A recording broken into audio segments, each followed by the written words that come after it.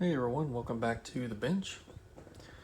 In this video, you look at a couple of HP 3400A RMS voltmeters. Neither one of them work. We'll see if we can get one of them back in working order.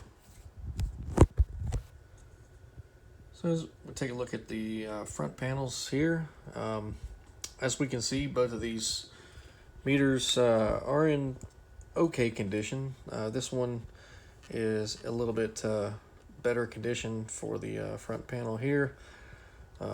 We've got the typical stickers from previous life. We'll turn these units around and look at the backs. All right, we've got our first unit here is with a serial number of 1218. And the other unit, this is an older one, has a serial prefix of 952. So this one would be a 1969 vintage, and this one would be a about 1972 vintage. So this one's a few years newer. We've got our power supply boards on the back. Our power transformer here. Both of these units are the older style units, which have the photochopper board. You can see the photochopper right there, and the photochopper here.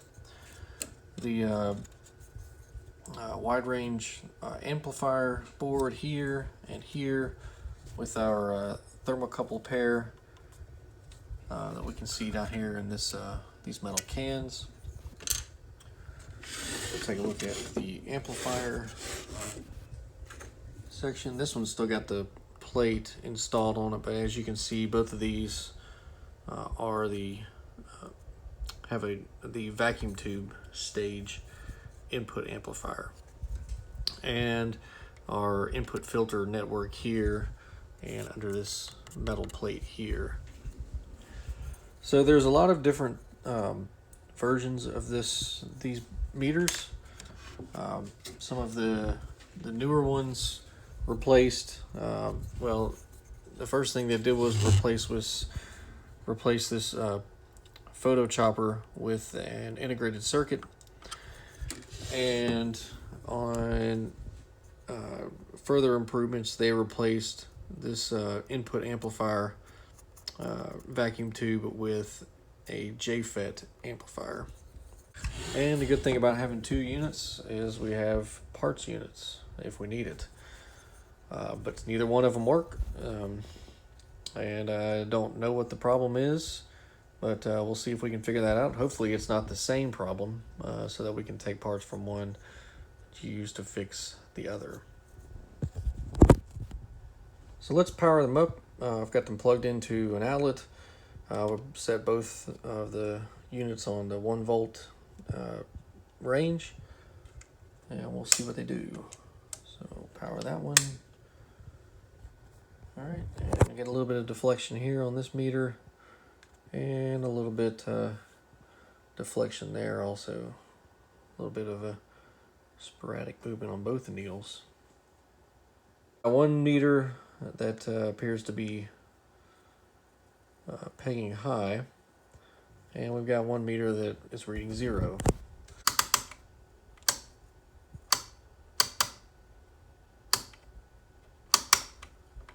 All right, so there we go. We see how they kind of behave. Let's put a signal in there and see if we'll put a signal to the input and see if we get any response from the meter. So now we're going to apply the input signal here to our first meter. Just a quick look at the setup here. So we've got our signal source set at 400 Hertz with an amplitude of 1 volt RMS. And we've got that signal going into the input. We've got our range selector switched set to 1 volt. I don't have a feed through termination, but this is a 50 ohm terminator here just to match the signal generator impedance with the input to the RMS voltmeter, and we should see a value indicating somewhere at 1 volt. As we can see, we're not indicating anywhere near that. Now we can take this off, and we see that the needle here is still stuck at about where it was. Now it's sort of drifting around. All right, let's try the other unit.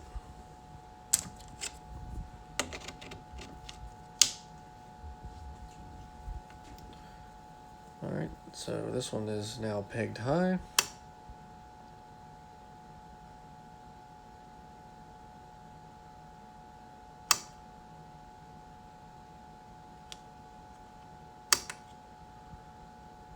I'm still applying the same 400 hertz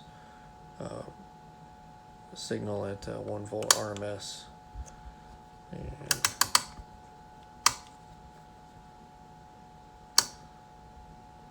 so as we can see, we're getting some pretty erratic indications on that meter as well. So let's have a closer look at this this meter. So this is the newer one, the serial number with the prefix 1218, and this is the one that I would like to get working just because it's in better physical shape than the older one. So we can get a close-up here of the this is the AC amplifier board with our thermocouple pair here. If we remove this this nut right here, we should be able to take out this shielding, and we'll remove this screw and remove this piece, and we'll take a look at the input amplifier and attenuator section. So I've removed the shielding covers, and so like I said, there's a nut here. There's also a second nut that is right here, and that just goes right in here into this cutout here. So you're loosen both of those, and this shielding plate comes off, and the cover for the input attenuator. Just remove this screw here, and I put it back in just so that it wouldn't get lost. We can see now the our input amplifier board with the vacuum tube and our input attenuator. This is this is the first attenuator, and our second attenuator is down here. So let's follow our signal.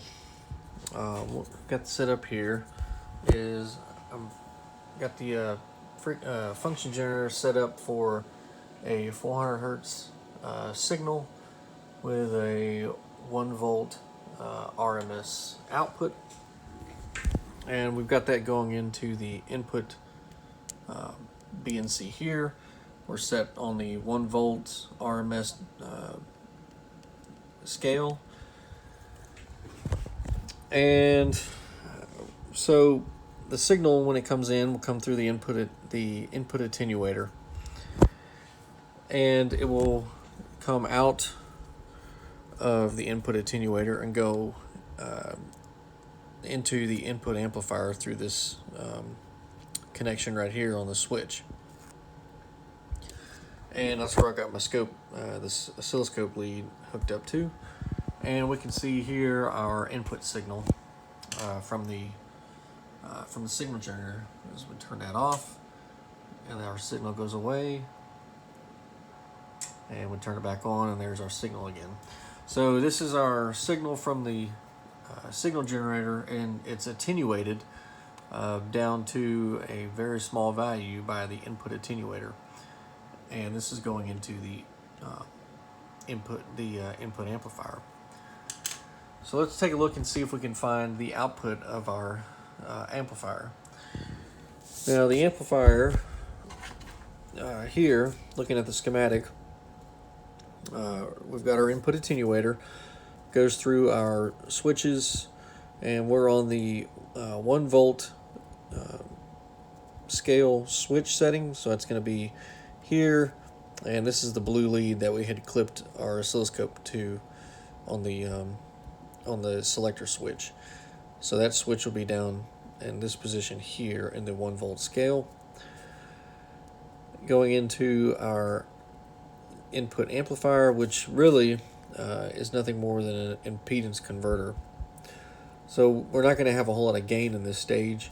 What we're doing is we are changing the high input impedance from the input of the instrument down to a low impedance that will then go on to that will then transfer that signal onto the second attenuator and then on into the AC amplifier.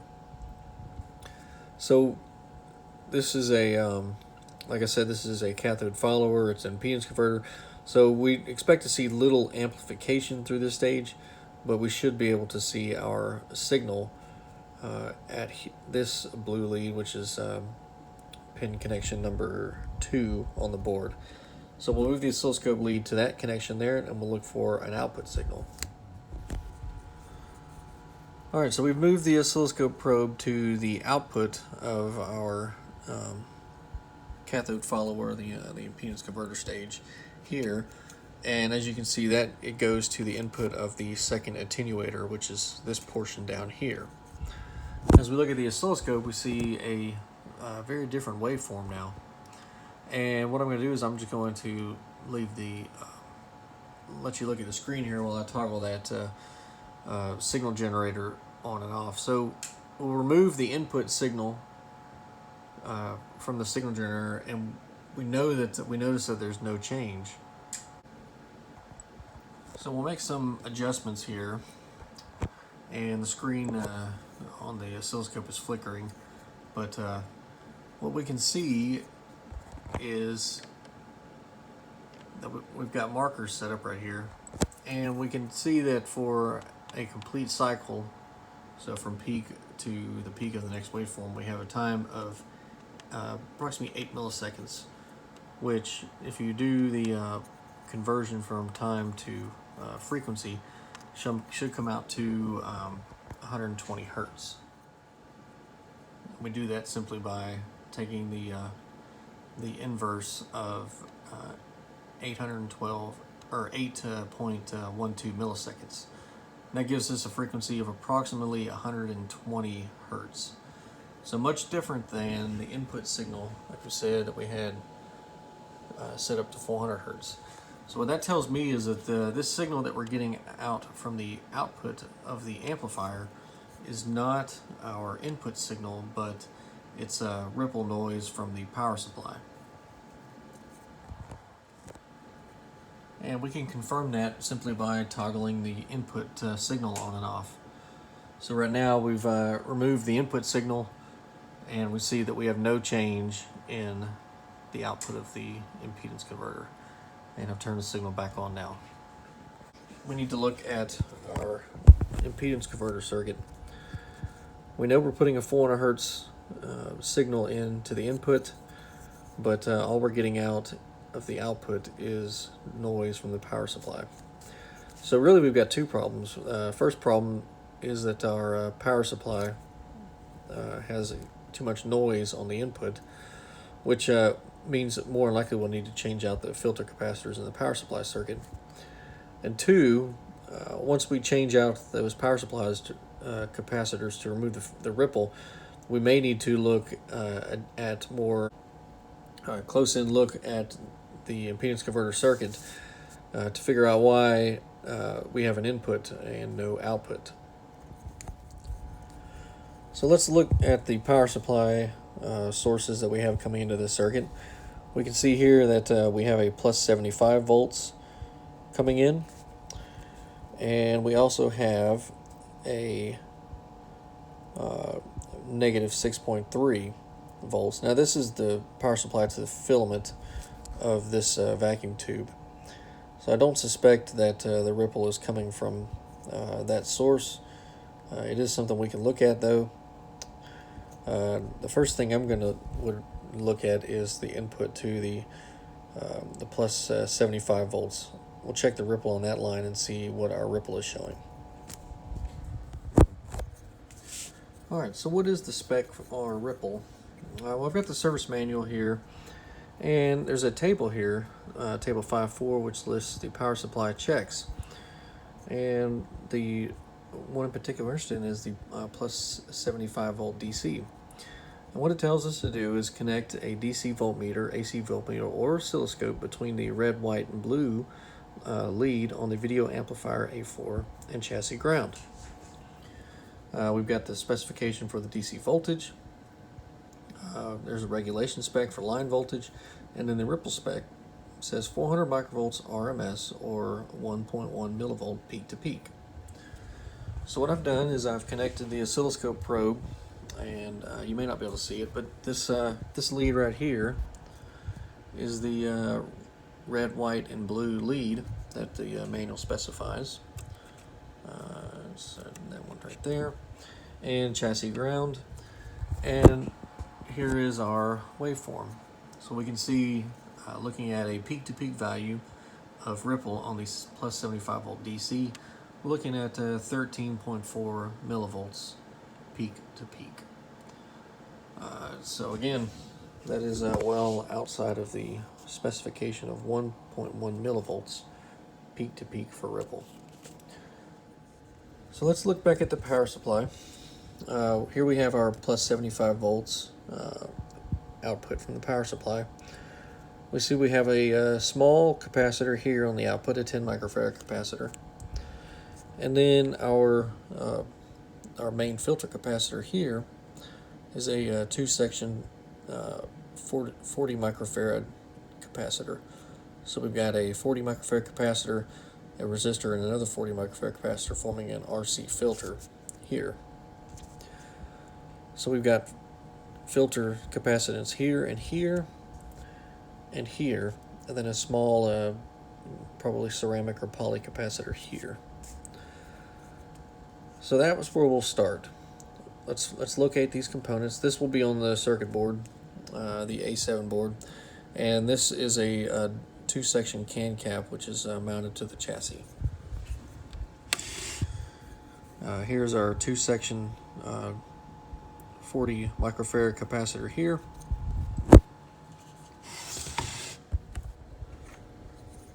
Alright, so on the A7 board we're looking for C702, which is right here.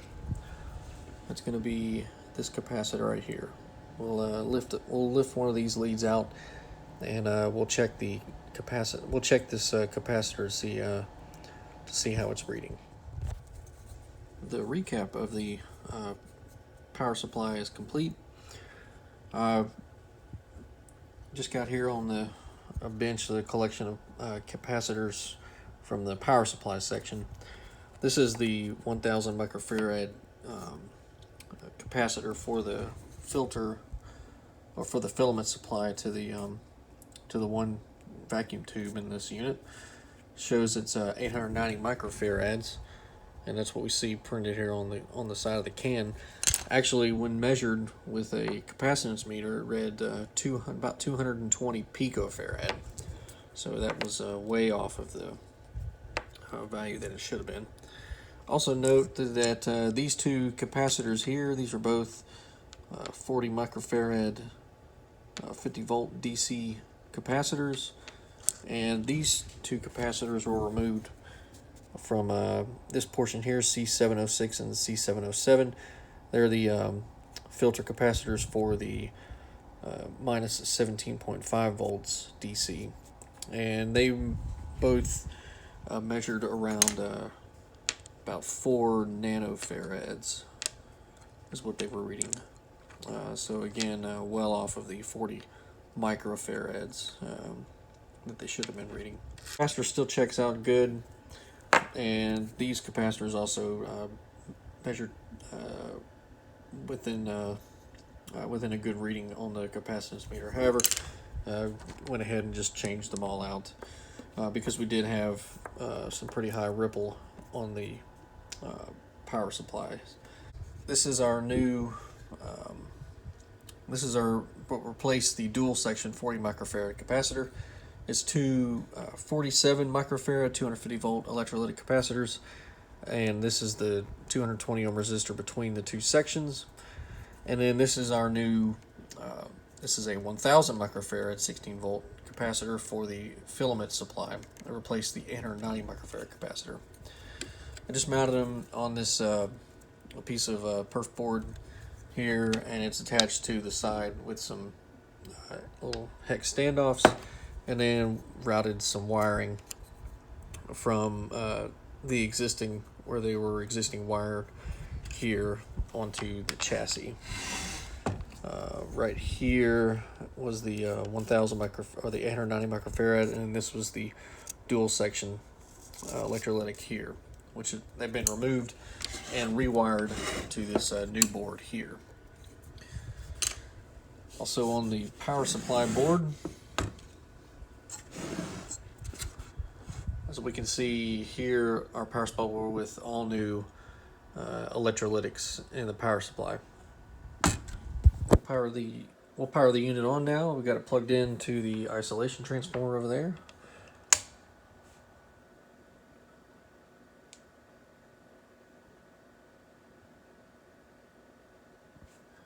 And we can see that don't have quite the sporadic movement of the needle here.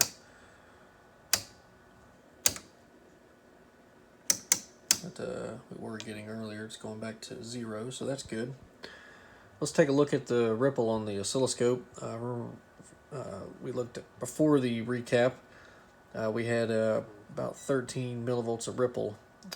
So we'll take a look at that. The oscilloscope probe hooked up again to the red button blue lead, which is the positive plus 75 volts DC. And now we're looking at the oscilloscope. We see that our ripple is much lower. I've got the cursor set up here. We're looking at 0.85 millivolts. And if you remember, the spec said 1.1 millivolts peak to peak noise. Nowhere near the 13 millivolts peak to peak noise we had earlier. We can switch it over to the plus 17 or minus 17.5 volts DC, which would be this one right here, and it's the violet lead on the wideband amplifier. And we see again the noise is quite low, still within that same noise level there. We can also look at the filament supply, and I'll just clip it to the emitter of this transistor here, which is the filament regulator. And so we're clipped onto the output of our regulated filament supply here, the emitter of Q3, which is right here, going to the negative 6.3 volts for the filament. And we can see on the oscilloscope sitting right at 1.1 millivolts peak to peak. At the risk of breaking this voltmeter, I've gone ahead and taken the front panel meter apart. And the reason why I'm doing that is because you may have noticed from previous shots that the needle on the meter doesn't rest at the 0 position, and you can even see now here it sits disassembled that it's not resting at the 0, and that's because somebody in the past snapped off the 0 set screw that goes down at the bottom. So I've taken the meter apart, and I've pulled out the old this is where the screw slot should have been right here. You can see it's been snapped off. But I've taken this apart because I'm going to try to get a new set screw. Now I've got another RMS voltmeter, but these meters are individually calibrated for the unit, and it says so on a label.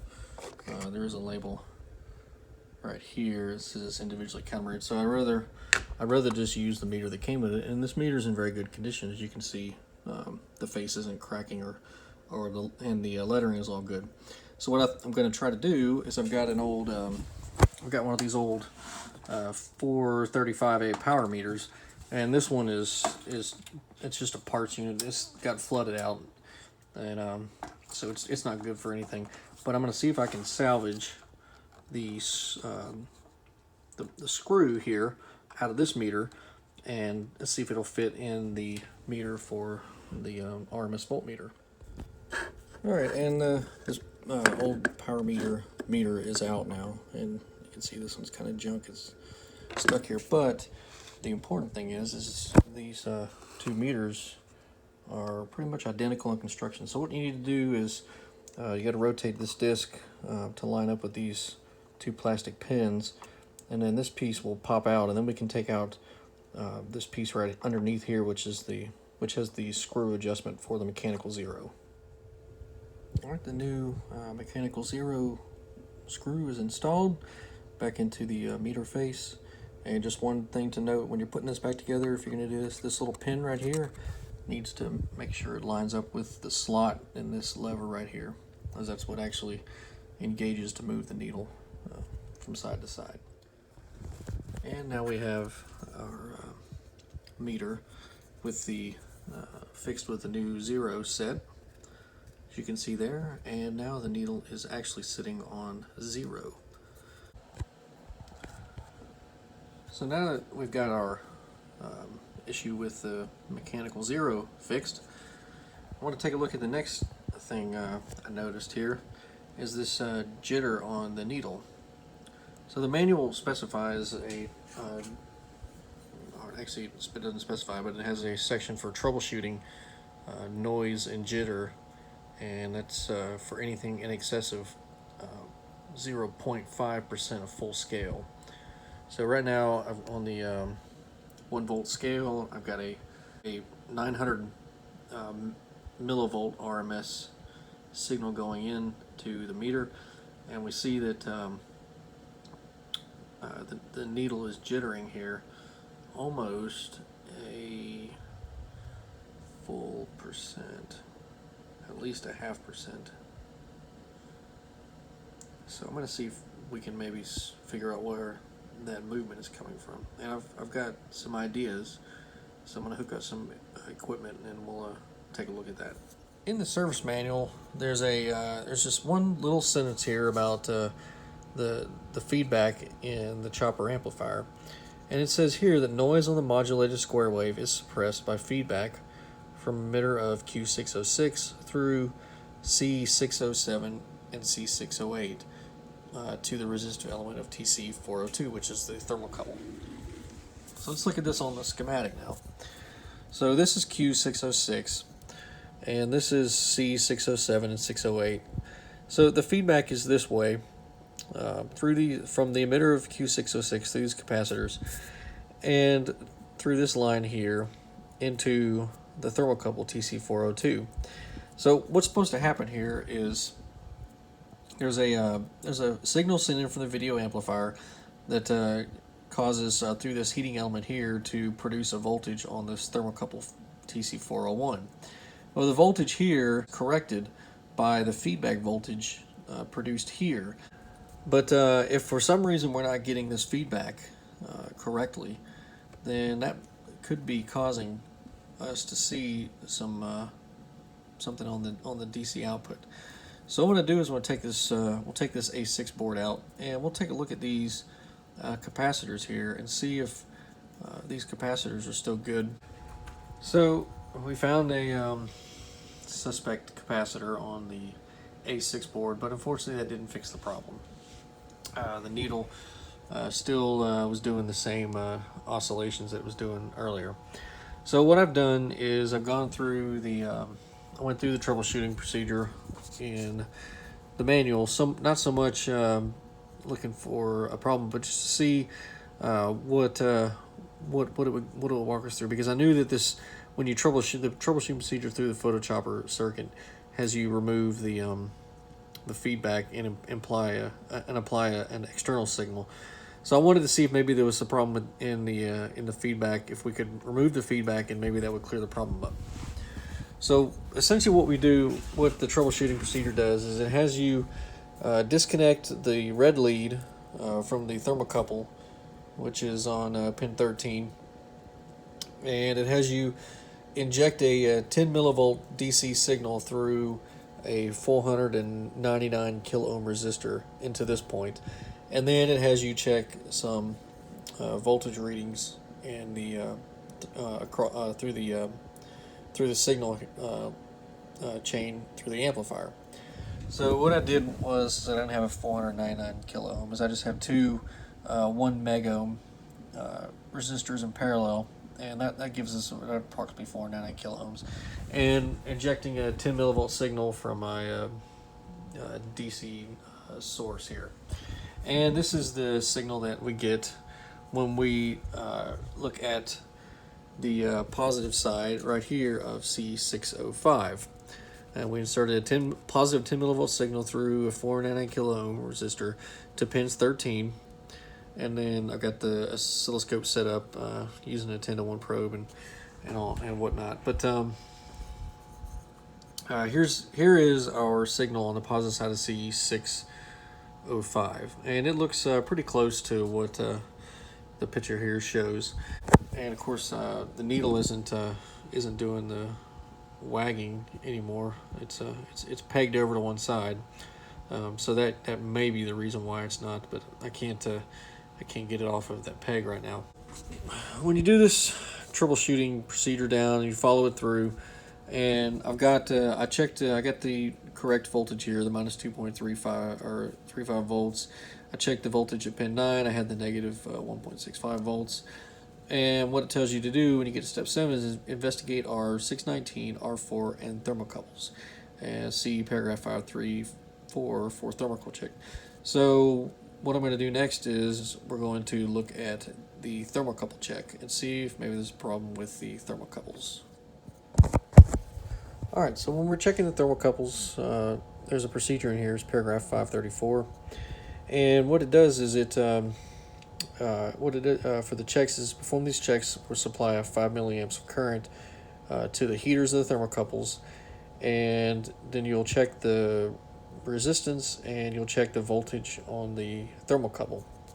And the way it tells you to do is to use a HP model 412A DC vacuum tube voltmeter in the ohms 100x range is ideal. Now I don't have one of those, but I do have this HP 410C, and the way I've actually got it set up, so we're in the ohms function, and for this one it works best in the 10x range, as we can see. So I've got the ohms lead hooked up, the red lead going to my current ammeter here, and we can see we're applying 5.9 milliamps, so just a little bit more, but if we do the 100x it drops down to 3 milliamps, so that's not going to be enough.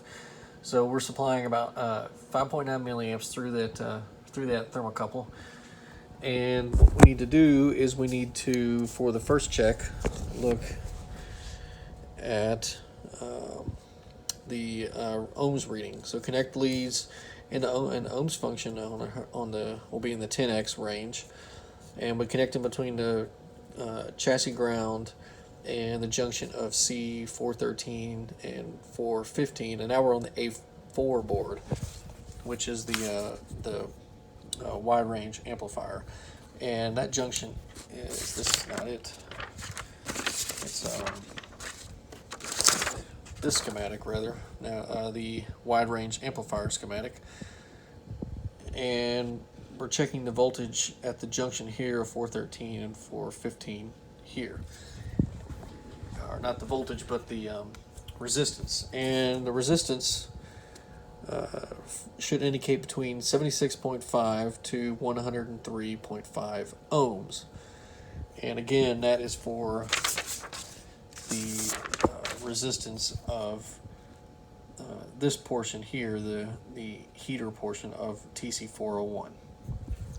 Alright, so like I said, we're in the ohms times 10, and we see, so times 10, so that's 100 right there, and we're actually reading about 85 ohms, so about 85 ohms, which is within the 76.5 to 103.5 ohms. So we know that this heater portion is good. Now we're going to check the thermocouple side of TC401. It has you connect a multimeter with the positive lead to pin 13 and the negative lead to pin 11 of the A6 board. That's right here, the negative lead to pin 11 on the A6 socket and the positive lead to pin 13 on the A6 socket. And the voltmeter should indicate between positive 6.5 millivolts and positive 9 millivolts. And that's what I've got this hooked here. So we're looking at a 9.113 millivolts DC. Again, hooked up to pins 11 and 13. And of course, we still are maintaining the setup we had before, as we're using that 5 milliamps to on the heater side of that to produce a voltage on the thermocouple side.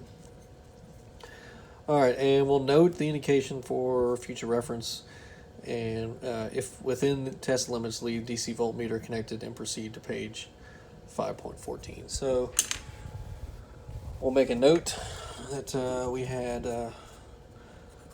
9.116 millivolts, and that's a little bit high outside of our range.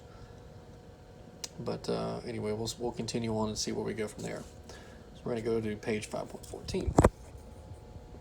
So now we're moving the leads. We're going to connect our ohmmeter, still in the 10x range, to the silver colored lead on the R4 cowpot and pin 14 on the A6 socket. So that's what we've done now. We've moved our ohmmeter lead to the pin 14, and we're connected to the silver lead on the A4 cowpot, on the R4 cowpot.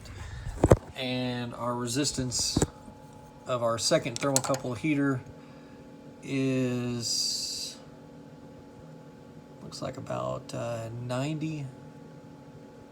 So we're still in the 10x scale, so that will be 90 ohms. And we also are still our current 5.8 milliamps. And it says that our resistance check should indicate between 76.5 to 103.5 ohms. And we had 90 ohms. All right, we're going to leave 412A connected, or 410C connected.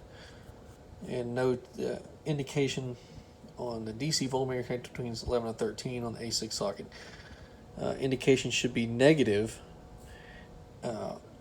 within respect to the reading in step C and within 1 millivolt of the reading. We didn't move our voltmeter connection, and so now we're negative, which it says it should be, and we're reading negative 8.937 millivolts DC. So we got a negative 8.937. And if you remember, previously we had a positive 9.116. So the indication should be negative with respect to the reading in step C, which it was, and within 1 millivolt. And we are definitely within 1 millivolt of the previous reading. I would say about 200 or so microvolt. All right, this last part is just looking for a thermocouple short to chassis, and what it has you do is it has you remove the voltmeter and connect your ohmmeter between pins 11 and 14 on the A6 socket, and that's going to be let's see, 11 here and 14, which is the 14 is the chassis ground. So we're looking here for at the thermocouples between that and chassis ground, and it says that the indication should be greater than 200K. If less than 200K, look for short on ground. So I've done that. I've moved our ohmmeter connection there. I'm just using my 410C since I already had it set up, and switched it to the 100 K scale, and it's showing just right at just right below 500 kilo ohms. So that we're not, there's no indications of a short there on the thermocouple. So the thermocouple circuit, so just to recap what we did, we checked that we had a good resistance here through the heater. We checked that we had a voltage being produced by the thermocouple, which it was.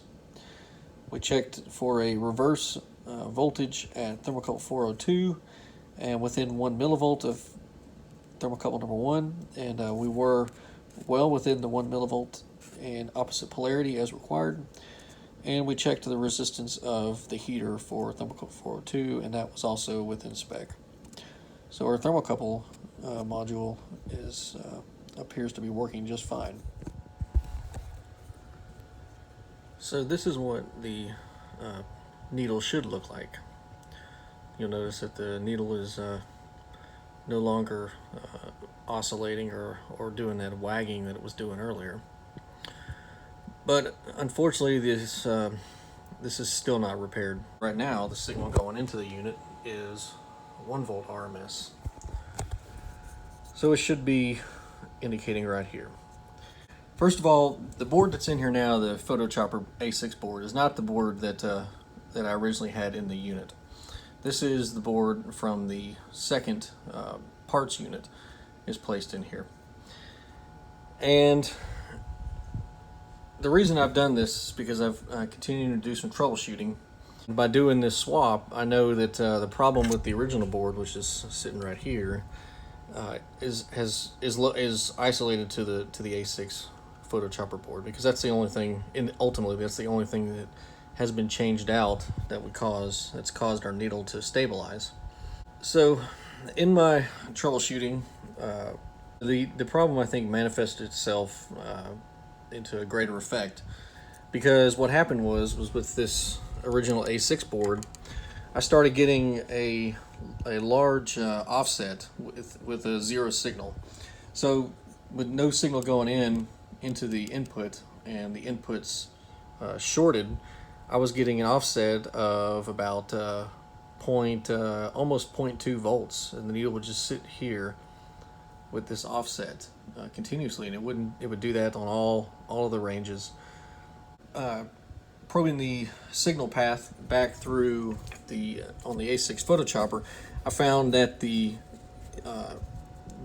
modulated signal coming out of the first set of out of the first pair of the photochopper, the V501 and 502, the signal was very distorted, was very noisy, and even though I would get a proper full scale response in the end, with that no signal with the offset there at that input, the needle wouldn't go back to zero.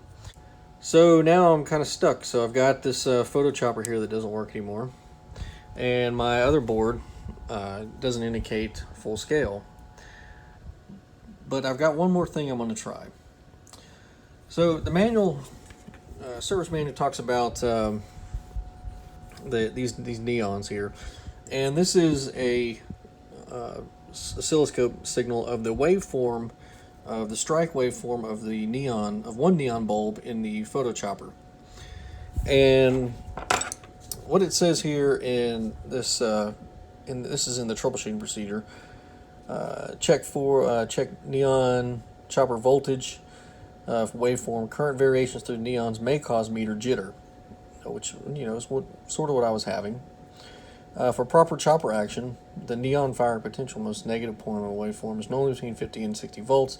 If the waveform displays noise non-linearity at both extremities, jitter will occur on the meter. If the waveform displays a noise, replace neon semi-sums out on paragraph 541. So this kind of talks about some problems with the neon, with the neons.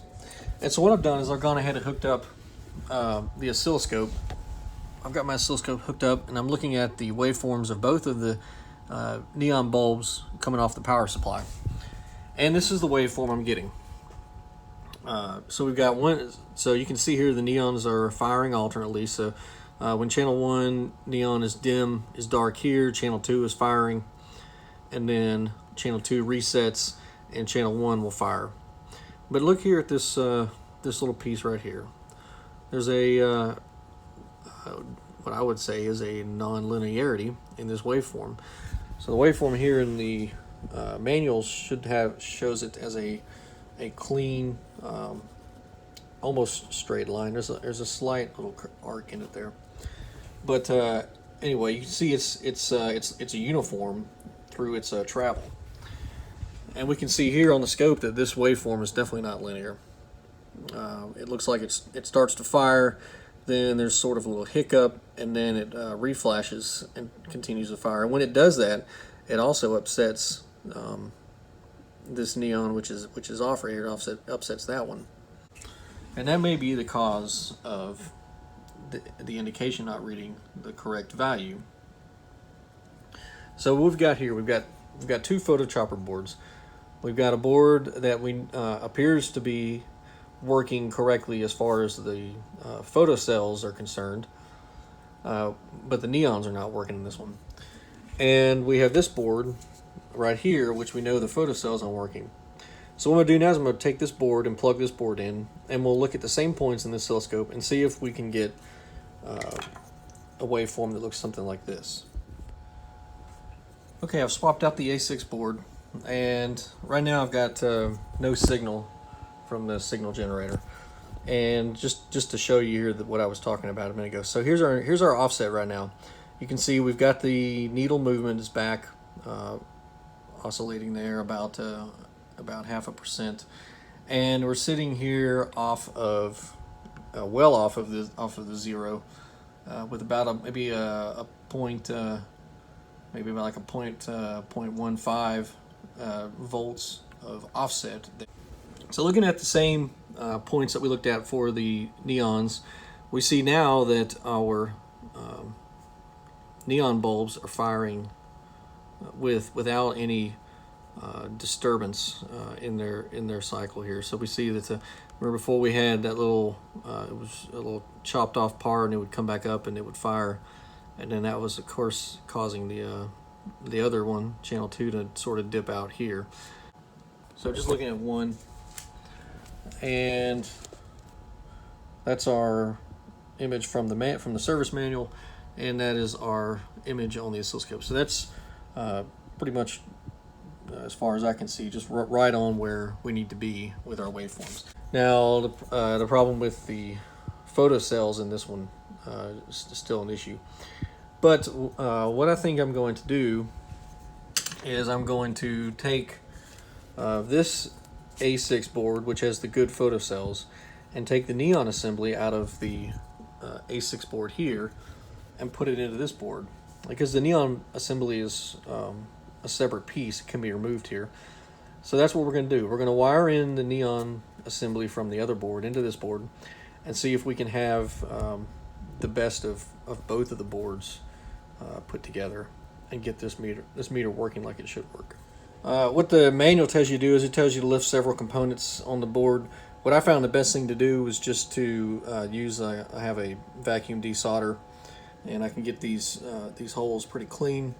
And what I found the best thing to do is just desolder the photocells here and here and here and here, and then leave them soldered on this connecting piece here. And then I was able to take some Teflon. This is a wire insulation from 24 gauge Teflon wire, and that was small enough where I could slide it in the hole, because these holes are rather large on the circuit board, and it would slide over the lead of the photocell to isolate it, because these are plated through holes, so you need to isolate the lead in the plate. But anyway, you could isolate the 4 leads here on the 4 here, and then from that you're able to hook up your own meter. Of course, you got to leave the photochopper board powered into the unit, because it's using the neon bulbs to actuate the photocells. But anyway, then with that set up, then you can take your dynamic range, resistance readings for series and parallel dynamic range. Let's take a look at the final A6 board. As you can see, we've replaced quite a few components on this board. What I went ahead and replaced the electrolytics. I found several electrolytics here that were not within spec, or that had a some leakage.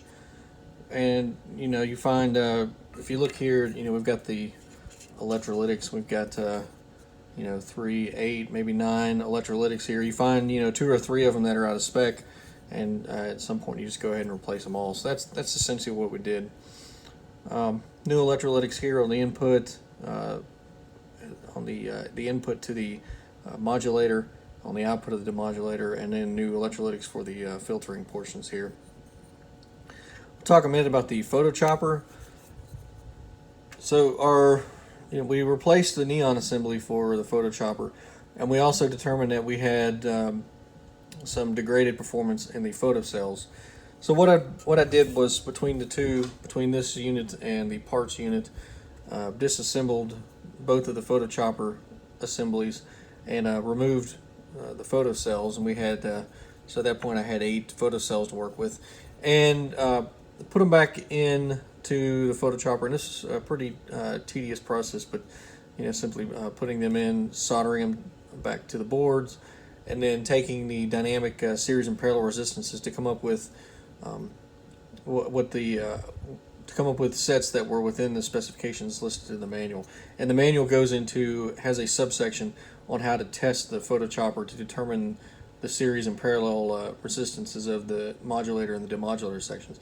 And that procedure is done whenever you replace the neon assembly, to ensure that you get the correct positioning on the neon bulbs. But also I did that so that I could obtain some baseline information. And by using that procedure in the manual, I was able to come up with the dynamic resistances of all 8 of the photocells that I had available to me. And this is what I came up with a list of. I had two photocells that were pretty closely matched, 3.67 and 3.67K. Those ended up being used in the demodulator section, V503 and 504. And then I had 2 more photocells. I had 2.24K and a 2.8K that were a fairly close match, and ended up using those in the modulator sections for V501 and 502. And like I said, those are the 4 cells that I ended up using. The other cells here, you can see that were not used. Had 2 that were quite low, the 640 and 865 ohm photocells. And then this one right here, number 8, actually had a crack in the lens. If you can see that right there. But I'm sure it had some sort of effect on the way that cell operated. It would change the way the light struck the assembly. Anyway, I ended up not using that one. And then this other one was a 29 kilo ohms dynamic resistance. That's pretty high, as you can see from the values that were chosen, 3.6 and maybe 2.5K. But anyway, those 4 resistances ended up getting me the best performance for the photochopper, and that's what was used. Also went through and changed a couple of the transistors on this board. Some of them were kind of noisy.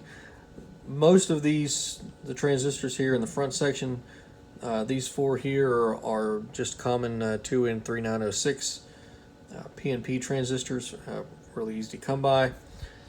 This transistor here was a 2N3391, and I did not replace that one. And this transistor down here, the manual specifies a 2N, I believe it's a 2N3686 transistor, which I didn't have any of those, but I replaced it with a 2N3906 because it was rather noisy too. And that seems to be doing okay as far as the meter goes. I was able to get the meter in calibration with that. I couldn't find a 2N3686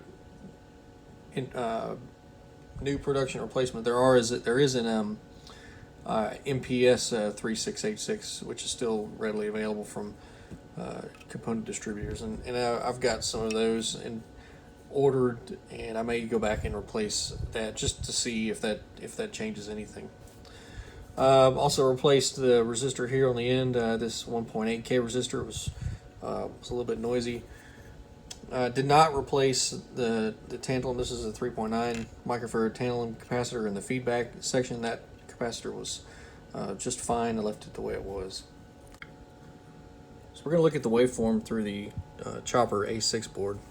And I've got 4 points on the oscilloscope set up to look at. And this is what I'm doing is I'm driving the meter here on the 1 volt scale with a 400 hertz 1 volt RMS signal. And we'll look at the 4 points that we're going to look at is the collector of Q602. We'll look at the input to the demodulator here at the junction of V503 and 504. We'll look at the output of the demodulator here at the base of Q605, and we'll look at the waveform that's actually going to the meter, and this channel is actually clipped onto the negative lead of the voltmeter. Like I said, channel 1 is the collector of Q602.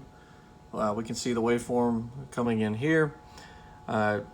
Channel 2, the waveform going into the demodulator at the junction of V503 and 504.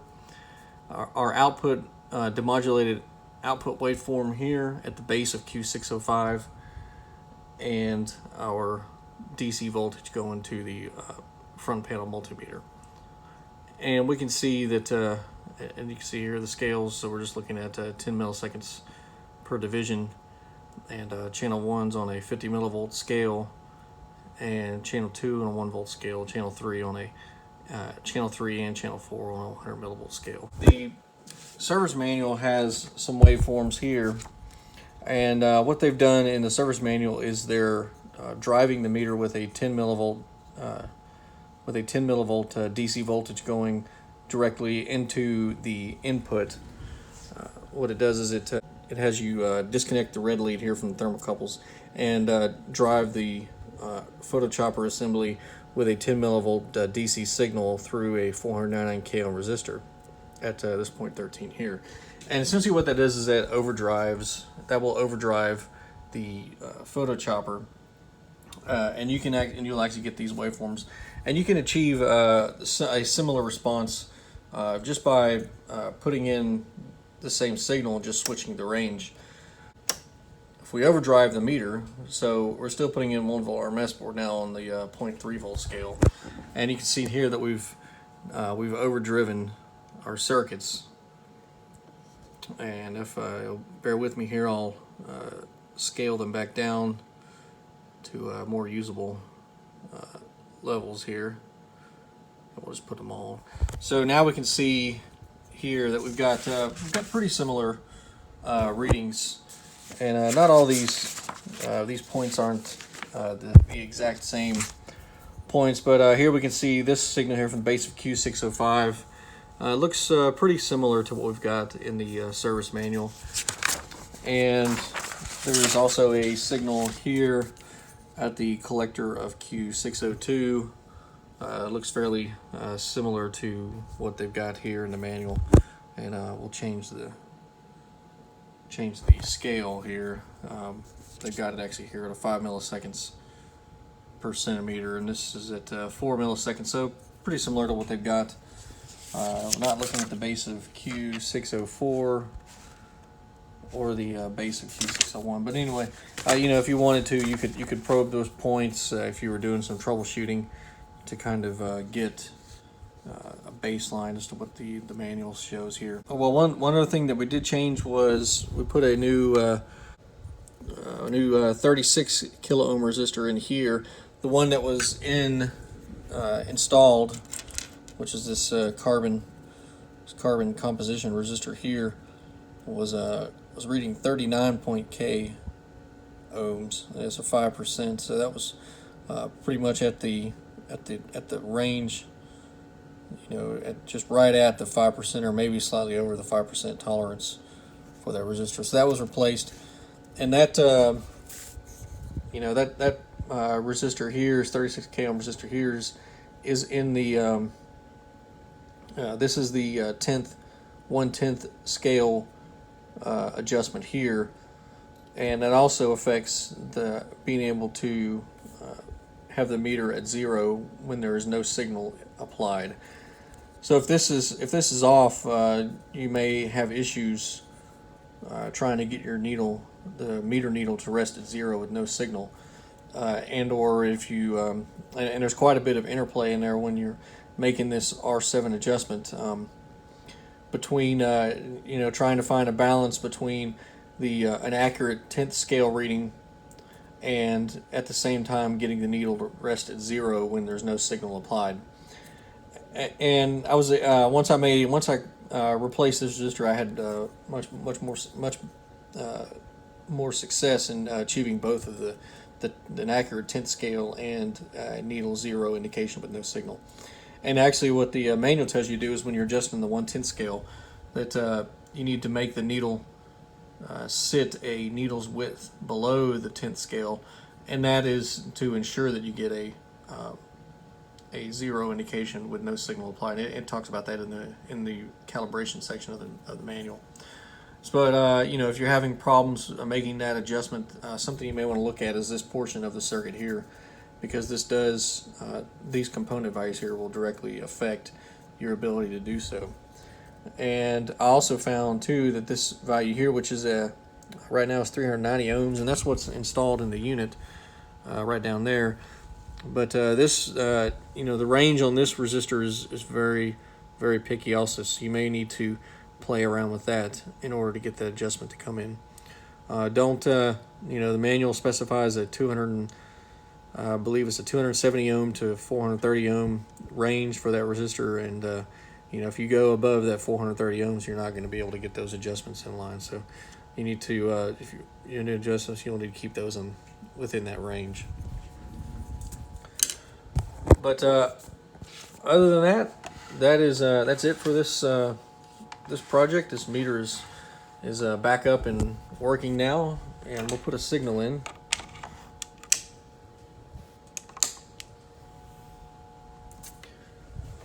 And we'll go ahead and we've got a 400 hertz at 1 volt RMS signal, and we can see now that we're resting at 0, no problem. We'll go ahead and put our full range signal in there, and no problems there. And we'll go ahead and go up to 10 megahertz,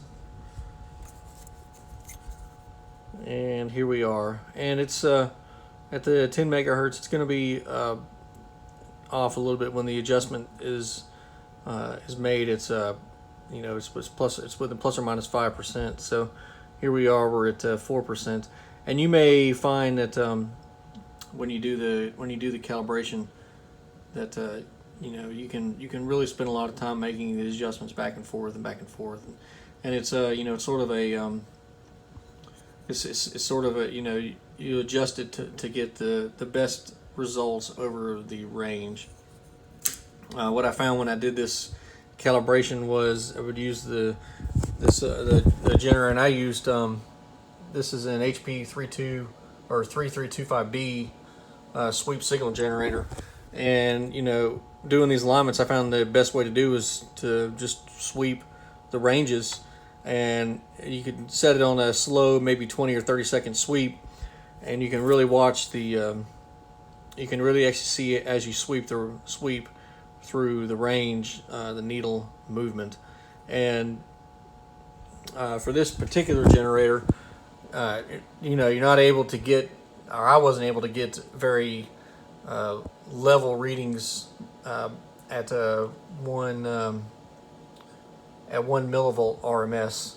The best way I found to do it was to put a 20 dB attenuator pad in this signal here, and then sweep the generator on the at 10 millivolts RMS, and I was able to get to much better results by sweeping it in that method, as far as a level output from the generator, in order, because you really need you want a level output when you're sweeping this. Otherwise, any level variations on your source will be played out here on the meter, and that will affect your ability to get the calibrations out and within the limits.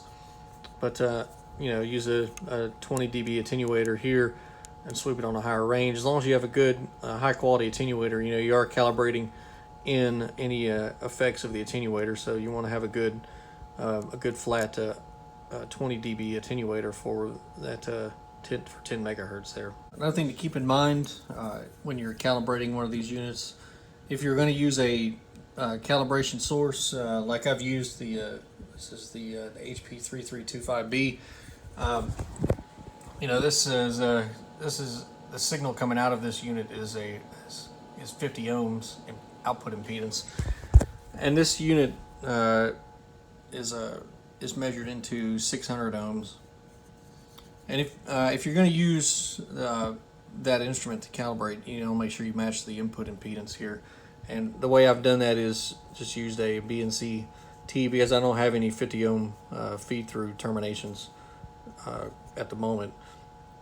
But I've got this terminated. This is a 50 ohm termination here to match the input of the unit to the output of the signal source. And if you don't do this, you're going to find that this reading here is going to be off, because you'll have a mismatch on the impedances. So like I said, that's one thing important to keep in mind. You want to match the input of this unit, the impedance of the input of this unit, to the impedance of your signal source. If you're going to use a signal source with a 600 ohm output impedance, then you could just do a straight connection.